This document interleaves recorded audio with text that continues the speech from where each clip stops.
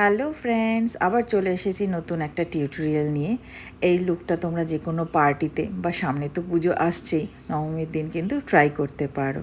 তো চলো আজকে শুরু করি আমার নতুন মেকআপ টিউটোরিয়াল। প্রথমেই আমি লেন্স পরে নিলাম। লেন্সের শেডটা জানতে হলে তোমরা কমেন্টস করো, আমি বলে দেবো। তারপরে ময়শ্চারাইজার, এখানে আমি ইউজ করছি রিকোডের ময়শ্চারাইজার। তারপরে আমার ফেভারিট রিকোডের গ্রিপ প্রাইমার। তারপর একটা ডার্ক কনসিলার নিয়ে আমার পিম্পল এবং পিগমেন্টেড এরিয়াগুলো আমি কনসিল করে নিচ্ছি। ভালো করে ব্রাশ দিয়ে ব্লেন্ড করে তারপরে বিউটি ব্লেন্ডার দিয়ে ব্লেন্ড করে নিচ্ছি।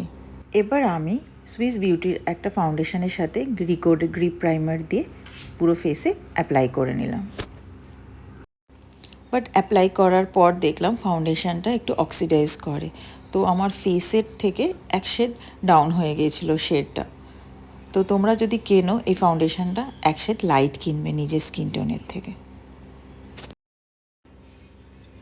তাই আমি একটু লাইট ফাউন্ডেশন নিলাম, আরেকটা এখানে শপারেলের ফাউন্ডেশন নিয়েছি, সেটা নিয়ে আমি আবার অ্যাপ্লাই করলাম, তারপরে খুব ভালো করে ব্লেন্ড করে নিলাম। সুইস বিউটিরই আমার এক্স্যাক্ট স্কিন টোনের একটা কনসিলার নিয়ে আমি চোখের নিচটা কনসিল করে নিচ্ছি।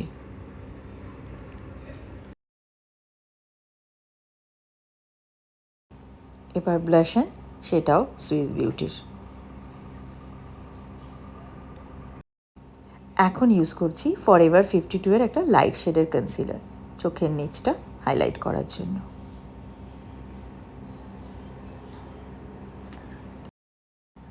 এবার ট্রান্সলুসেন্ট পাউডার দিয়ে পুরো ফেসটা মেকআপ আমি সেট করে নিলাম।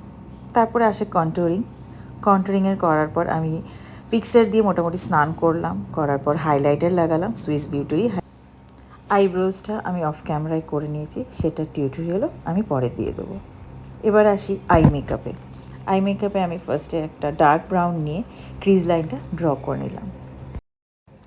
এখানে আমি খুব ইজি একটা আই মেকআপ টিউটোরিয়াল দিচ্ছি, যাতে তোমরা সবাই ট্রাই করতে পারো।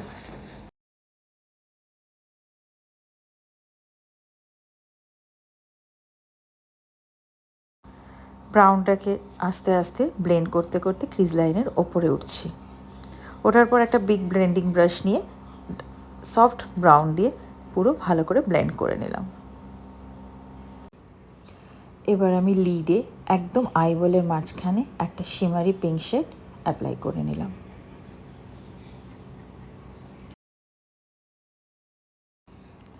লোয়ার ল্যাশ লাইনে আমি ইউজ করলাম ব্রাউন শেড।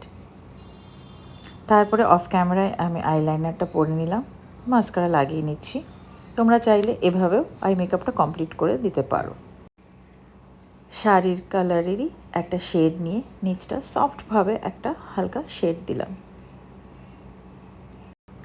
এবার ইনার কর্নার আর ব্রাউ বোনের নিচটা আমি হাইলাইট করে নিলাম। তোমরা যে কোনো হাইলাইটার ইউজ করতে পারো।